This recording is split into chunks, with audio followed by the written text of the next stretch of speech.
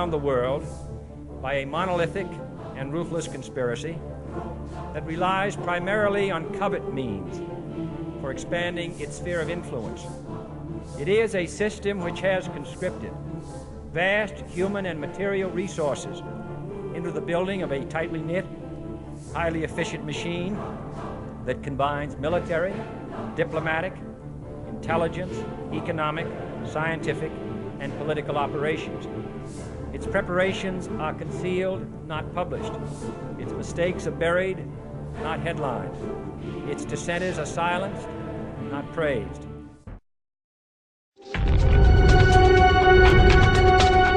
Deborah Tavares starts tonight off her first hour. She, of course, is a fountain of knowledge of all kinds of different things that are being unleashed and used to assault our way of life, our health, our future, our dignity, our freedom, our liberty, and all the rest of it. Deborah, welcome back to the program. Well, thank you so much, Jeff, for having me back on tonight. And I know that we're going to cover a lot of information. So the very first thing that I'm going to ask everyone to do is go to our website, stopthecrime.net, either during the show or at some point after, and download all of the source documents while you can still get online and download these documents. Keep them on file. It is absolutely important, Jeff, that everyone, and I know most of your listeners know, our government has been seized.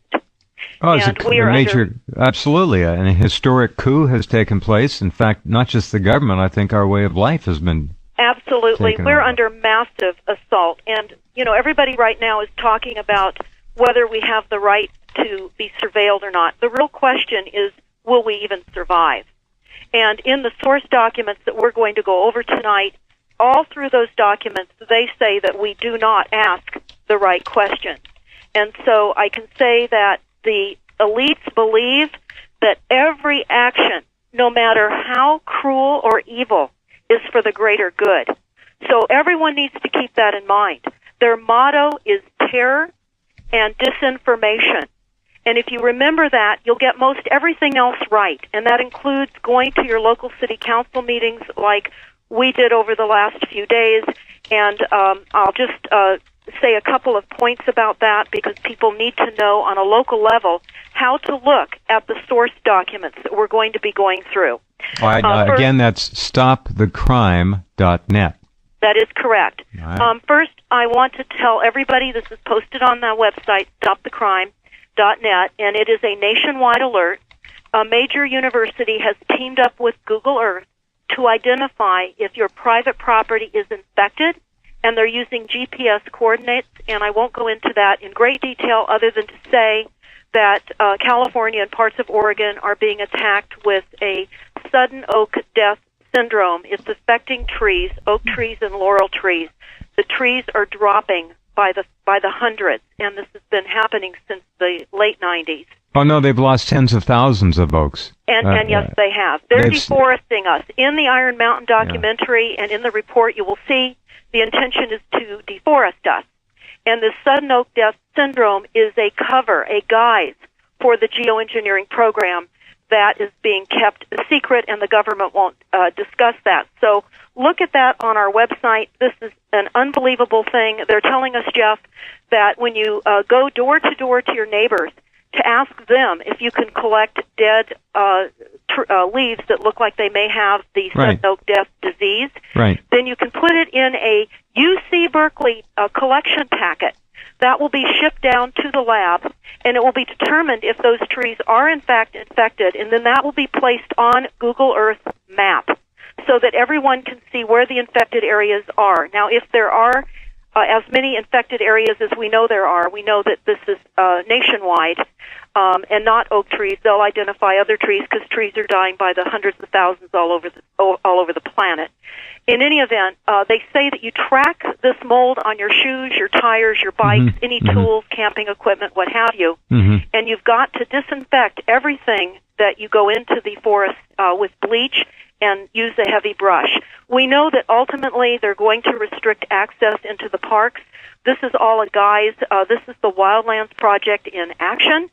This is going to limit and end our ability to go into the open space. And yesterday, our County Board of Supervisors here in Sonoma County, which is the north coast of California, just 5-0, fortunately, disapproved the state parks wanting to implement what they call an Iron Ranger, where they want to charge you to park in the parking lot to go down to the beaches. Yeah, so I know. can tell you right now we're under massive attack. But more than that, before we all are lobotomized with all the chemicals that they're dumping on us, and while we all can still think, we must get this information out as quickly as possible and digest it in as tight of bundles of information as possible. So that's why we've put those source documents up, selected those documents, because we believe that if everybody were to read the Silent Weapons Quiet Wars document and then scroll on down through those documents within 10 hours, they would be pretty much up to speed. Right. And they would then know how to take that information into their local city councils and understand what is happening to them, because we are being murdered right now. And Jeff, we've been warned. The documents have been available for a very long time. It's not too late for people to quickly get on the learning curve, because the plans that they have for us are accelerating. And so as this acceleration continues and as more of their plans are revealed, it's going to be more unimaginable for people. So the sooner the better. We are in a new reality, and we have to move over psychologically into the new reality because of the massive deception that we have been fed and the matrix that we have been in. Well, soon the gap will be too far for people to bridge. Doesn't matter how much is on the Internet. You're right. They just won't be able to believe it. That's why we've got to work quickly. We've got to get this information out. People need to read the silent weapons. And I'm going to read a quote that the FBI director said. He said, "The individual is handicapped by coming face to face with a conspiracy so monstrous he cannot believe it exists. The American mind simply has not come to the realization of the evil which has been introduced into our midst. It rejects even the assumption that human creatures could espouse a philosophy which must ultimately destroy all that is good and decent." That's right, because the controllers are sociopaths, psychopaths. They don't look at morally anything, and in fact they think that morality is a weakness, and they laugh at it. They prey on it because people are hung up on basic moral guidelines. At least they used to be, and that's the problem. Well, they are, and in their documents they will tell everyone that reads them just that. And the quote was from the former FBI director, J. Edgar Hoover, in 1956. Kennedy also has had some warning quotes as well. They're posted on stopthecrime.net. But I want to move into the silent weapons document after I just go over the fact that, of course, everyone knows that America is under a lawless legal system and the Constitution is no more. We're now USA Inc. Correct. We are being run by mega corporations and mega banks posing as legitimate government, which they're not. And sadly, many still are living with the illusion created by the propaganda media machine, CNN, ABC, NBC, Fox, the BBC, etc. And the FCC and the WHO and the AMA and the EPA, all of these agencies are just simply agencies under the mother corporation, USA Inc. and Earth Inc. We're in Earth Inc. So it is most important to understand that. And as far as... Deborah, in the aggregate, all the organizations from the mainstream media to the AMA really compromise the fourth branch of government. We have four branches now, and they are all accountable, of course, to these mega corporations. But that's the fourth branch of government. Absolutely. Well, I can tell you that we are now Earth Inc., and according to documents and according to the facts, that's where we are at this point. So moving into the silent weapons document, it's really important to understand that... Where do we find it on the page? Help people find it. Okay, well, I'm going to go through page by page, but I'm just going to do a general summary of a couple of paragraphs right now, and then I will start listing page numbers as I go through specific things. But where on the page can they find it? That's what I wanted to point them to. On the website. Okay, under stopthecrime.net, source documents, and then you'll see silent weapons, quiet top in the middle. Okay, gotcha. Yeah, all right. Yes, and then open that up. and then people can follow along, or they can listen to this later and go through the document as we discuss it. Very good. But just a general overlay right now, and then we'll go into page numbers. It's very, very important to understand the policy of the silent weapons, and it maps out the covert schemes and the fact that war was declared upon all people by this diabolical group. The silent weapons system is a type of biological warfare which attacks the vitality, options, and mobility of individuals of a society by knowing, understanding, manipulating, and attacking their sources of natural and social energy and their physical, mental, and emotional strengths and weaknesses. This weapon is applied gradually. The public adjusts and adapts to its presence and learns to tolerate its encroachment on their lives until the pressure, the psychological via the economic, becomes too great and they crack up. The public cannot comprehend this weapon and cannot believe that they're being attacked and subdued by a weapon. Yep. So this is very important to understand how they devised the silent weapon strategy. So now we're on page 4 of the silent weapons document. And I will tell you, though, that it is a policy that was adopted by the Bilderbergs at their first Bilderberg meeting in 1954. And so that is where this started, and you can read that prior to page 4. Okay, the manual, it says, the manual itself is an analog, a declaration of intent. It says such a writing must be secured from public scrutiny. Otherwise, it would be recognized as a formal declaration of domestic war. And they say a domestic war exists between the said person or groups of persons and the public.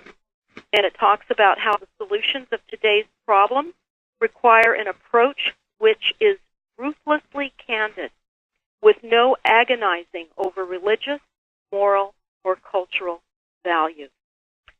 They go on page 5 to discuss how the Rockefeller Foundation got in on the ground floor by making a 4-year grant to Harvard College, funding the Harvard Economic Research Project for the study of the structure of the American economy.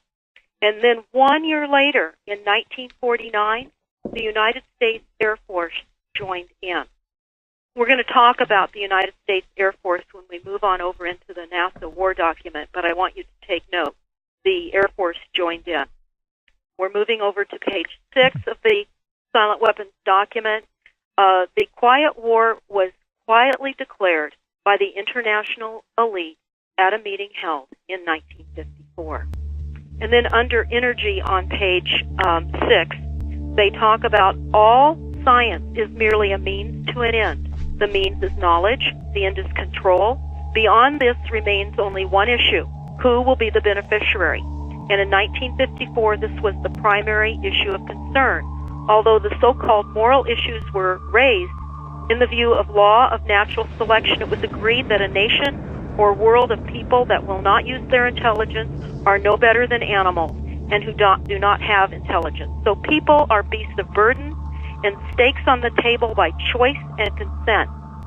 They talk about in the interest of the future of the world and peace and tranquility, it was decided to privately wage a quiet war against the American public with an ultimate objective of permanently shifting the natural and social energy, the wealth of the undisciplined and irresponsible many into the hands of the self-disciplined, responsible, and worthy few.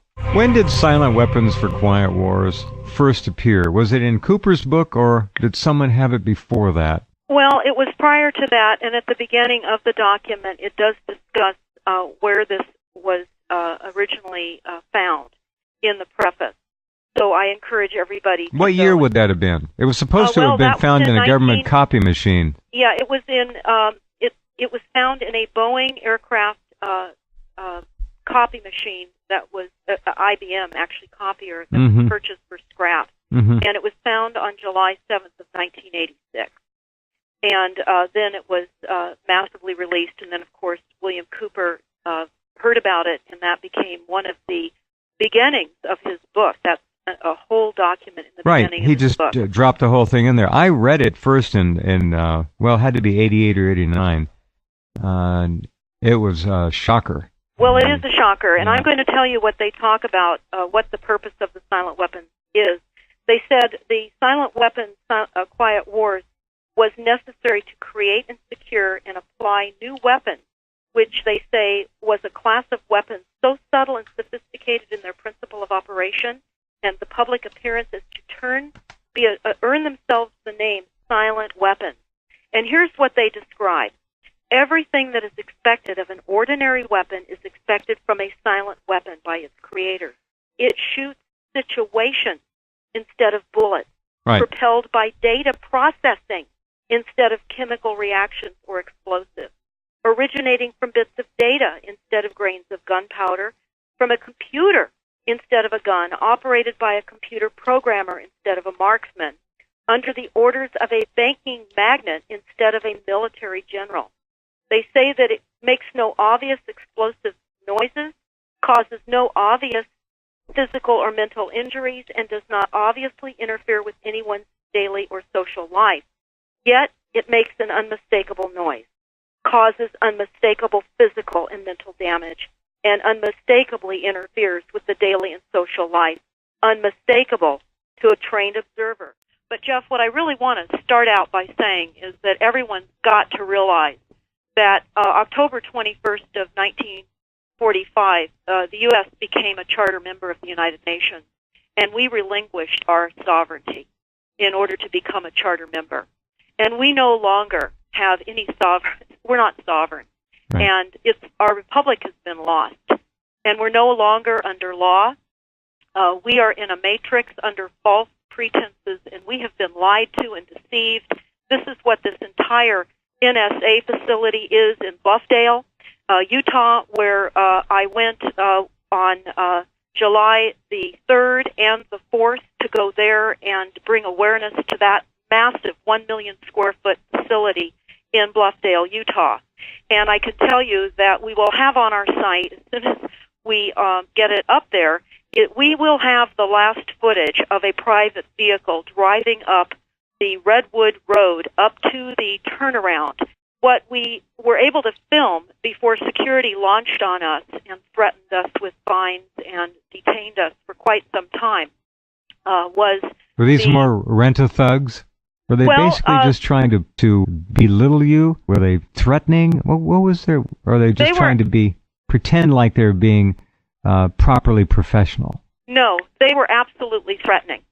We drove up from the main road to a turnaround area, and there were only two signs that said you cannot bring guns, animals unless it's saying dog. They said that you needed authorization. So we went up there to ask for authorization and a tour of the facility and explained that we were out of state, that I had heard about the facility, and we wanted to speak to somebody that could give us a tour. He laughed at us and said, "There are no tours here." We said, "Well, certainly with 1 million square feet, you have somebody that can talk to us about what this facility is." He said, "We're here illegally. We want your IDs immediately." And, of course, the driver of our rental car did give the his license, but when he asked for mine, I said I wasn't driving. He didn't push the license. But we were detained for about 20 minutes under threat. He walked around the vehicle writing. It looked like he was going to write a ticket. He was talking to somebody, and it was extremely worrisome because we were being absolutely intimidated, Jeff. And when we finally left, after we were able to get some pictures, some photographs of the bronze medallions up there that you can only see if you're in the spot where we were, and we'll be posting that. But as we were leaving, they were in the process of building gates and fencing at the base of the hill. Yeah. So at this point, $2 billion U.S. tax dollars at work. Yeah. Yeah. So at this point, we left, and the following day we did have a rally. It was a peaceful assembly to bring awareness to the NSA facility, and I can only tell you that we marched down the main road There were literally dozens and dozens of police presence, as well as military personnel, and it was quite a photographed moment for sure.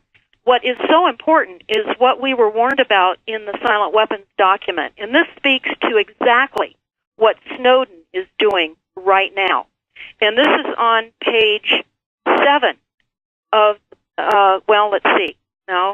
this is on page 11 of the silent weapons document, and this is very, very important for everybody to hear, because it says, since energy is the key to all activity on the face of the earth, it follows that in order to attain a monopoly of energy, which is raw materials, goods, services, and to establish a world system of slave labor, it is essential to have the first strike capability in the field of economics.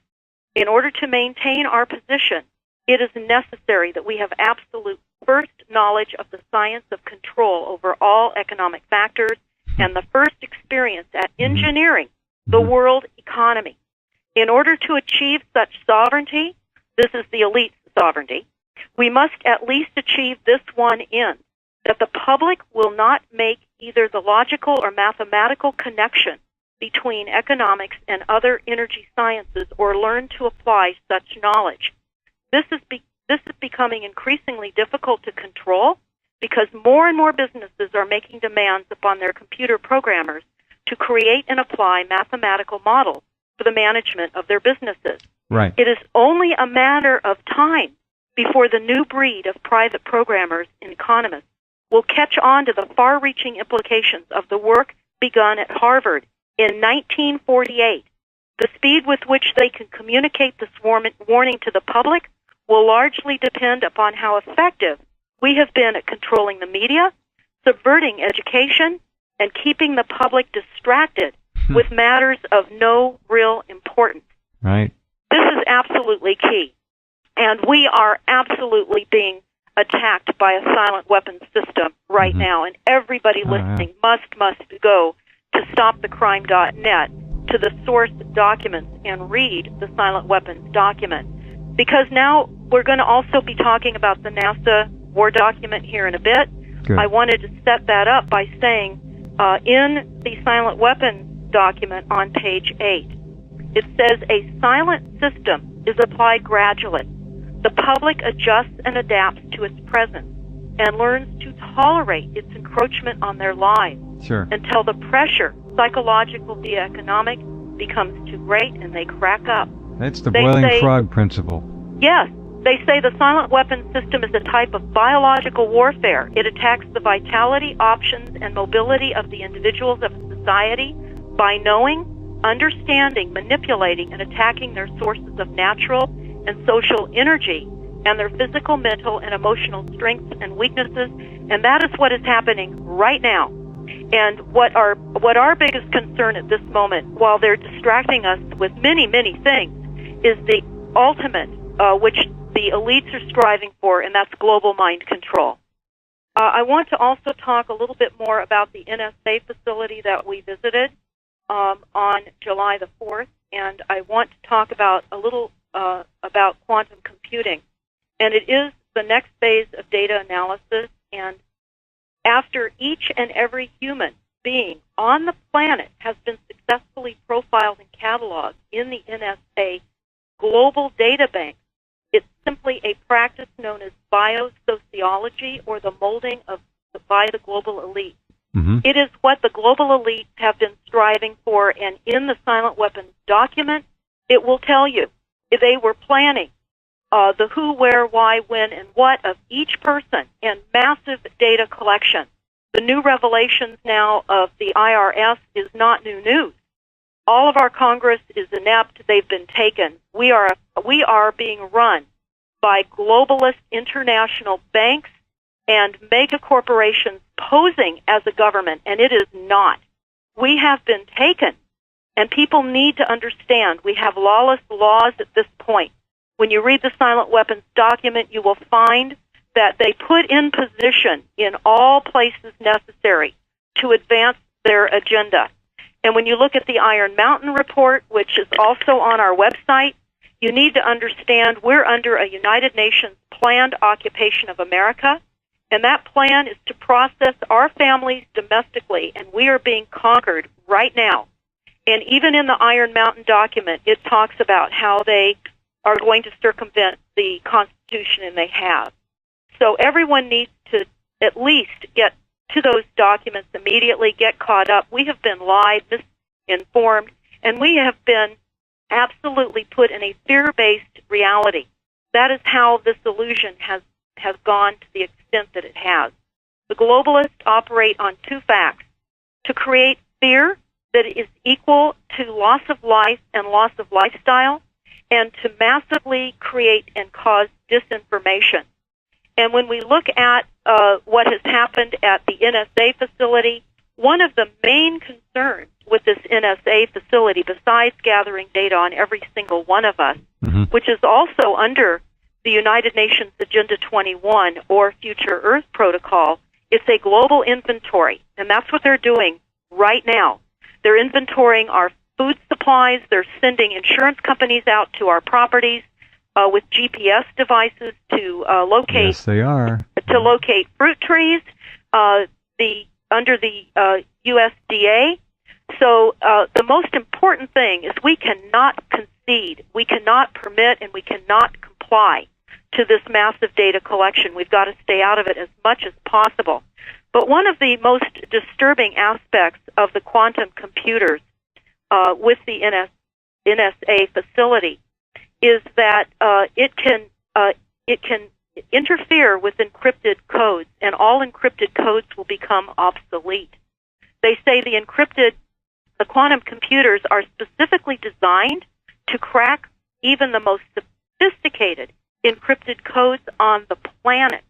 And this means that if the NSA cartel criminals desire it, they can steal everything, not only all of the nuclear launch codes, but our medical records, our tax records, bank accounts. We have cameras on every single street corner, on our roads, on buildings. They are everywhere. And this is what the smart meter, the global smart grid, is all about, this massive data collecting. And we must remove these smart meters off our properties. We cannot allow our utility companies to do this to us. These are biohazards. We are being attacked. And the weapon of choice is a silent weapon. This is a quiet war system, and they're using frequencies and data mining. And this is for ultimate mind control. So what they've done is Microsoft was set up so that there would be one global operating system that the U.S. government had a backdoor into for all computers everywhere in the world. Right. Then they set up Google as a search engine, and let's just look at the background of the two guys who supposedly set it up. Larry Page and Sergey Brin. That's right. Now, Sergey Brin he was born in Russia, so he's from an immigrant family. But listen to this. His father was a mathematician who worked at the University of Maryland, and his mother worked for NASA. I didn't know that one. That's well, it's like a blue line. NASA. And that is exactly where Sergey Brin and Larry Page park their private jets. Of course. Is at the NASA facility. Mm-hmm. They don't have to go through TSA. Gosh, what a surprise. Right. Larry Page is an American. His parents were both computer science professors at Michigan State University, and his father was one of the top experts in the United States on artificial intelligence. Now, Sergey Brin married a Polish-American woman called Anne Wojcicki. So as soon as Anne Wojcicki married Sergey Brin, she was given millions of dollars in venture capital the day of the wedding. I think she got $20 million just to start. Right. That's right. All right, hold on. Lorraine Moret is our guest tonight, a longtime friend of good people everywhere on the planet. Her work on depleted uranium, of course, really knows no bounds and needs not much of an introduction. She's talked about it too many times to count around the world and on this program as well. We're talking about Google and DNA and control. Next time you hit the Google search function, just keep in mind that your finger is doing a lot more than simply looking up information. You're helping to propel a monster on the planet. It is a beast. It's unbelievable what's going on. Go ahead. It's unbelievable. And what I want to emphasize is that Google, Microsoft, Facebook, and the social networking websites, all of them. eBay, Skype, Google Mail, Yahoo Mail, PayPal, these are all the same entity. They're all integrated. They get bought and sold and traded around. These are all U.S. Navy and military operations. Now, I know a physicist who told me that they were tracking people in the lab by the electromagnetic frequency emitted by individuals' DNA. In other words, every living thing is an antenna that transmits and receives. We're an electrical system, and the DNA in every living thing has a unique frequency and signal. That is what they're using, what they're focusing on, and what they're weaponizing to completely control us.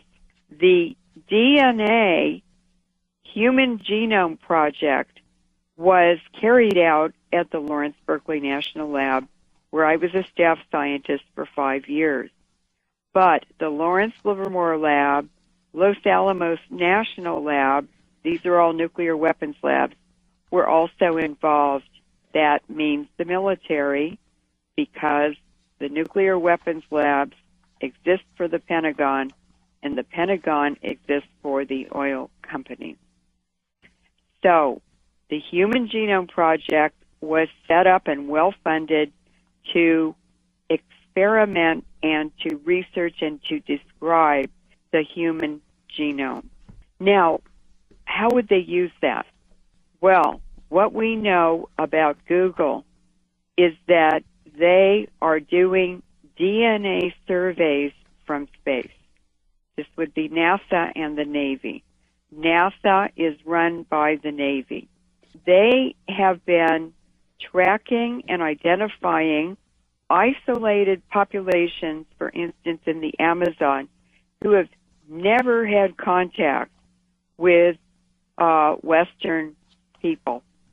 These are villages of isolated people who are still living their traditional hunter-gatherer lives, right? And they've never seen a Westerner. That's not just humans. They are also doing a global species survey, and I've been tracking this for 2 years and noticed that many new species are being discovered, and it seems to be on a grid system. So they're doing a survey from space, and they went down the west coast of South America and then came up the east coast, and now they're in Southeast Asia. And if you watch in the news, about once a week they come up with a new article and photos on new species they've discovered. This is part of the United Nations Agenda 21 program, which is to identify all species and to do a complete global inventory of humans and animals. And what David Rockefeller has said about Agenda 21 is that in the end, we're going to have a chip on every person, and they will only be allowed to take out of the system what they put into it. If you work 12 hours a day, you're allowed to take 12 hours of something of value out of the system, but nothing more. What is going on? The J. Craig Venter Institute, which you sent me the article, right, has their mission as, quote, to forge new life forms. unquote. And they are also involved in manipulated computer code on DNA. What does this mean? Well, Dr. Helen Wallace from GeneWatch in 2002 said, we are in great danger, and she described this as a massive DNA database by the back door. Now, what this does sociologically, it begins to set up a caste system here, which we already have, but this is a different way of doing it. I don't know where it's all going to go, but it's clearly hurtling forward at a pace that is pretty damn scary if you understand the potential of control here. And what they're doing is using computing, medicine, technology, and the police state to converge into basically what is creating a totalitarian scientific oligarchy. And their purpose is to get this information and use it in discriminatory programs where the rich benefit and the poor are impacted negatively by these programs. And the second part of that agenda is the depopulation initiatives. Now, a really good example about this biopiracy. Now, I did an interview with Dr. Wynne Parker. So on the air, I was talking about depleted uranium and the tremendous affinity it has for the DNA and mitochondria, because uranium and phosphate structures, they have a love affair all through the universe. And that means that when people are exposed to uranium particles from these wars in Iraq and Afghanistan and Yugoslavia, and by the way, it's over here in 2 weeks in the U.S., and we're inhaling it. Sure, all the time. It sticks to our DNA and our mitochondria that provide all the energy for the body. Somebody made the decision to go ahead and use it against the people in Yugoslavia and then Iraq, knowing full well what would happen. And that's a party I would like to see brought to justice, whoever that was. So, as I was sitting there describing all of this to Dr. Parker, and I was talking about HAARP, this is all integrated into the HAARP system, I knew that Dr. Parker, when Parker was not his real name, I knew he was a CIA scientist. I knew he'd worked for the U.S. government, for the Department of Defense, for the World Health Organization, and the UN at different times. And I knew that he was a microbiologist who knew the whole field because he had to advise the government. And so I just said, Dr. Parker, what is the application of this discovery that nanoparticles are transmitters? And he caught his breath and he said, well, it's to redesign the human genome. That's all, huh? That's all. They're going to create a new species, is what they're talking about here. Basically. It's to create anything they want to. That's right. It's to repeat anything they want to. It's this totalitarian, insane scientific oligarchy that's run by psychopaths, and they think they can do anything they want to. Well, so far nobody's around to stop them, unfortunately. Now, what is transmitting and receiving that's around us? Well, how about cell phones in the megahertz frequency band? These are some abstracts that I'm going to just read the titles of. This is 1996. Single and double-strand DNA breaks in rat brain cells after acute exposure to radio frequency electromagnetic radiation. And they used the cell phone frequencies. DNA strand breaks in rat brain cells. So they're talking about sterility, about cancer, and about altering people's behavior. And the airport scanners are doing the same thing. Wouldn't surprise me. I'm amazed that there's very little attention being paid to the electric grid. And as all of you listening know, it is surrounding you and everybody you know 24 hours a day. Your home, your office, it doesn't matter. It's called wiring in your walls. And that 60 hertz electric service that you rely on to power your goodies can also be used to carry any kind of telecommunication business you can imagine, and I would submit mind and behavior altering and control platforms as well. It's all doable. It's very simple to do because we are electrical systems and we transmit and receive just like any other antenna. We're electrical first and chemical second. We are electric beings. That's right. And a lot of this was described in the 1930s in the lectures that Bertrand Russell gave at Oxford University. And I would like to read a paragraph, if that's okay. Yeah, we have 3 minutes, so you have to hurry. Okay. A totalitarian government with a scientific bent might do things that to us would seem horrifying. The Nazis were more scientific than the present rulers of Russia and were more inclined to the atrocities that I have in mind. If they had survived, they would probably have soon taken to scientific breeding.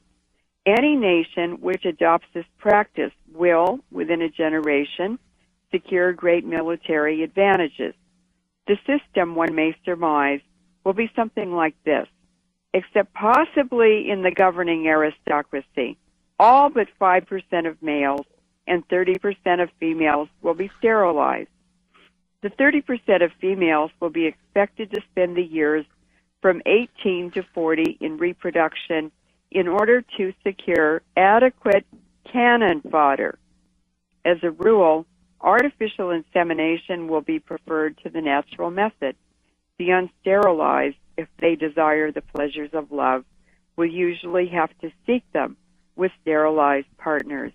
In other words, Jeff, Bertrand Russell's message is that wild reproduction is no longer an option. Yeah. So basically, they have unlimited budgets. They have an unlimited scientific body in universities to do all this research.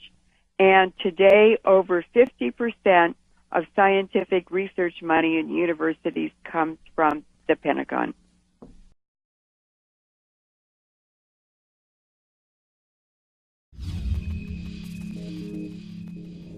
It used to be that your privacy was invaded by people breaking into your home, listening to your phone calls, opening your mail. But technology has made it far easier for criminals and governments to invade your privacy. As a matter of fact, you could argue that metadata is far more dangerous than just listening to people's phone calls or opening their emails. InfoWars has been warning you about this for a long time. Here's just one article from 4 years ago where we told you about Google's cozy relationship with the CIA, joining with them in an internet monitoring project that would scour Twitter accounts, blogs, and websites and be used to, quote, predict the future. Google's venture capital firm and the CIA's In-Q-Tel invested $10 million into a company called Recorded Future. Using metadata, Google and the government can predict not only societal trends, but individual action, knowing better than you do where you will likely be at a certain time. That's being done with metadata, not with your phone calls or your email. But now the surveillance state gets far more intrusive and sinister. Not content to invade your home, your mail, your computer, the government has been working for decades on ways to invade your mind, monitoring your thoughts, controlling your actions, even implanting or changing your memories. And InfoWars has been pointing this out for a long time as well. Look at this article from 11 years ago. Now if you Google it, you'll easily find over 349,000 results in less than half a second. And the government and its media have gone from ridiculing reports of their mind control research, calling you a conspiracy theorist if you report it, to taking credit for it, even putting a humanitarian spin on their demonic creation. The mainstream media is positively giddy about the prospects of mind control and memory manipulation. How will will the IT revolution help change our minds, improve our lives? Are we going to cure diseases like Alzheimer's, move objects just by looking at them? DARPA wants you to see the purpose of their research as producing a medical device for Alzheimer's or PTSD. DARPA also wants you to see their militarized robots as something that will save your life in a natural disaster. They want you to believe that building a robot that can run faster than a human is to save you, not to hunt you down. Of course, DARPA's evil inventions could be used for benevolent purposes, but benevolent medical devices are not DARPA's mission. Their mission statement says that it's to overcome multifaceted threats, to wield cyber as a military capability, to open new operational regimes with advanced platforms and weapons, and to build a strong foundation for tomorrow's military. DARPA weaponizes technology. They're not looking for a cure for Alzheimer's. They're not even looking for a cure for PTSD. They're looking for a way to weaponize mind control. Keep that in mind when you hear this. We can actually connect the mind to a computer now and actually begin to, quote, read thoughts. You can type, you can issue commands, and we can even photograph what you're thinking about. Meaning that, in principle, we can photograph a dream. Homeland Security's mission isn't benevolent medical devices either. As InfoWars reported 3 years ago, Homeland Security, as part of their so-called anti-terrorism mission, developed a memory transfer system at the University of Southern California. The Pentagon and Homeland Security pretending that their mind control programs are benevolent medical devices, it's just like the thought police and the interrogators from the novel 1984 calling themselves the Ministry of Love. Homeland has a familiar ring to it and a familiar purpose. Who knows? Maybe we'll upload a vacation you never had. Or maybe they'll use you as a false flag terrorist. Kaku even referenced Total Recall. Tell us your fantasy. We'll give you the memory. You want to be a crime fighter, or world-class athlete, or secret agent. Yeah. Happy trails, man.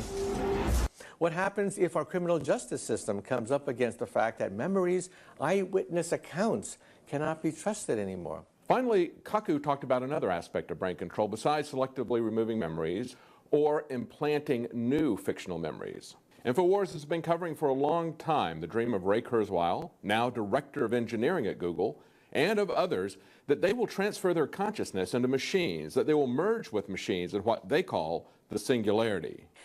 So, Professor, are we going to be able to live forever, store memories? Well, President Barack Obama and the European Union are going to dump $1 billion, that's billion with a B, not an M, to the Brain Project so that we're going to create basically a disk with all your neural patterns, maybe your memories and thoughts and desires on it. The short-term goal is to cure mental illness, one of the great scourges of the human race. But long-term, if you die, in some sense, your genome and your connectome will live on forever.